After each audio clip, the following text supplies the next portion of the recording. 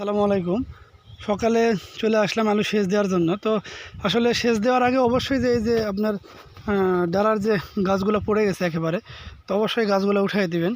তো আসলে এই যে এইভাবে উঠাই দেবেন। আমি আসলে একলা করতেছি, এই জন্য আপনাদেরকে দেখাইতে পারতেছি না। এই গাছগুলো সুন্দর করে হাত দিয়ে খুঁটির উপরে উঠাই দেবেন। তো এইভাবে, এই জন্য এক্ষেত্রে আপনাদের পানি যাইতে অনেক সুবিধা হবে। এই যে আমি যেটা দিচ্ছি আসলে দেখানো যাচ্ছে না ভালোভাবে। এই যে দেখেন, এই যে আমি সাইডটা দিয়ে দিলাম।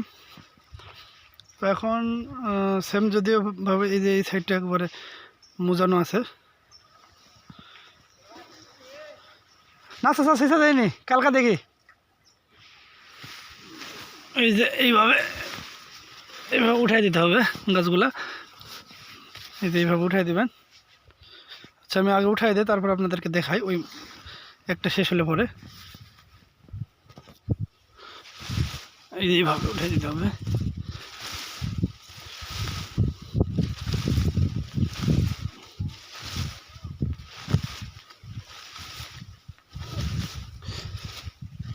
এই দেখেন, যদিও আমি একটা কাপ শেষ করলাম উঠায়।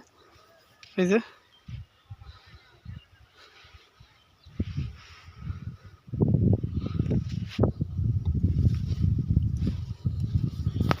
এরকমভাবে সেম পুরা যে জমিটা আপনার যতগুলো কাপ আছে এই সাইডগুলো উঠাই দিবেন।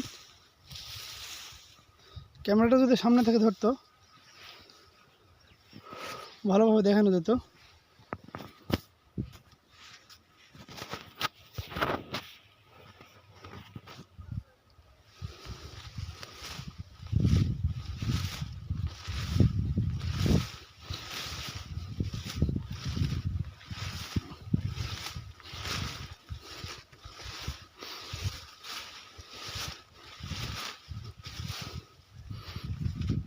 এই যে এই সাইডটা আমার হয়ে গেল।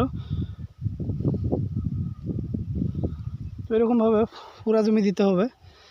যখন আপনারা সেচ দিবেন অবশ্যই গাছগুলো খুঁটির উপরে উঠাই দেবেন। তো সেক্ষেত্রে পানি সিঁচতে নালাগুলো খুব সুন্দর থাকবে। এক্ষেত্রে খুব সিঁচতেও সুবিধা হবে। কারণ পানির লালার উপরে যদি গাছ উঠায় মানে পড়ে থাকে, তখন তো সেক্ষেত্রে আপনারা আলু সেচ দিতে পারবেন না। সেচ দিতে পানি বাধাপ্রাপ্ত হবে, আর পানি যদি বাধাপ্রাপ্ত হইলে এটাতে দেরি হবে।